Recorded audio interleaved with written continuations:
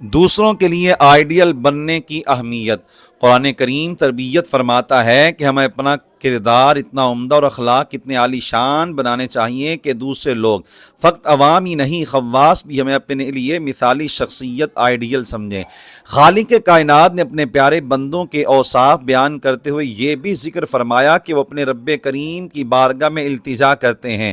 ربنا هب لنا من ازواجنا وذرياتنا قرة اعين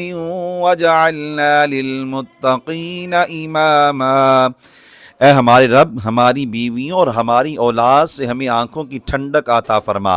یعنی ہمیں ایسی نیک بیویاں اور صالح اولاد عطا فرما کہ ان کے اچھے اعمال دیکھ کر آنکھیں ٹھنڈی ہوں اور دل خوش ہو، اور ہمیں پرہیزگاروں کا امام بنا دے، یعنی ہمیں ایسا متقی اور عبادت گزار بنا دے کہ ہم پرہیزگاروں کے لیے آئیڈیل بننے کے قابل ہوں۔ ہماری حالت زار ہمیں کیسا ہونا چاہیے، یہ آیت قرآنیہ کی روشنی میں ذکر ہو چکا، اور ہم کیسے ہیں اس کا جواب ہمیں اپنے ضمیر سے پوچھنا چاہیے۔ کئی لوگ خود کو یہ کہہ کر تسلی دیں گے کہ میں تو عام آدمی ہوں، کوئی رہنما رول ماڈل تھوڑا ہی ہوں، میرا کردار اچھا نہ بھی ہوا تو کوئی بڑی بات نہیں۔ یہ تصور فقط دل کو بہلانے والی بات ہے۔ حقیقت یہ ہے کہ جس طرح ہم دوسروں سے سیکھتے ہیں اور انجانے میں بھی دوسروں کی باتیں ہم پر اثر انداز ہوتی ہیں، یوں ہی دوسرے بھی ہم سے سیکھتے ہیں، اور ہم نہ چاہیں تو بھی ہماری باتیں دوسروں کے دل و دماغ پر اپنا اثر چھوڑتی ہیں، خصوصاً ہمارے بچے، گھر کے دیگر افراد، ماتحت عملہ اور کام کاج کے ساتھی ہم سے اثر پذیر ہوتے ہیں۔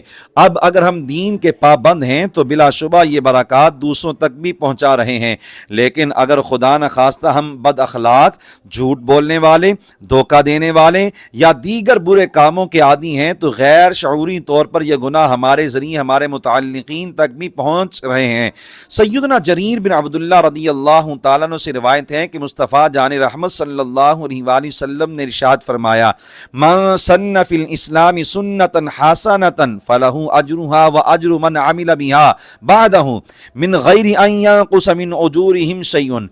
یعنی جس نے اسلام میں اچھا طریقہ ایجاد کیا اسے اپنے کار خیر کا بھی اجر عطا ہوگا، اور قیامت تک اس پر عمل کرنے والوں کے برابر بھی ثواب دیا جائے گا، جبکہ عمل کرنے والوں کے انعام سے کوئی کمی نہیں ہوگی۔ وَمَا سَنَّ فِي الْإِسْلَامِ سُنَّةً سَيِّئَةً كَانَ عَلَيْهِ وِزْرُهَا وَوِزْرُ مَنْ عَمِلَ بِهَا مِنْ بَعْدِهِ مِنْ غَيْرِ أَنْ يَنْقُصَ مِنْ أَوْزَارِهِمْ شَيْءٍ، یعنی اور جس نے اسلام میں برے کام کی ابتدا کی اسے اپنے عمل بد کا بھی گناہ ہوگا، اور قیامت تک اس پر چلنے والوں کے برابر بھی گناہ ملے گا، جبکہ عمل کرنے والوں کا گناہ کم نہیں ہوگا۔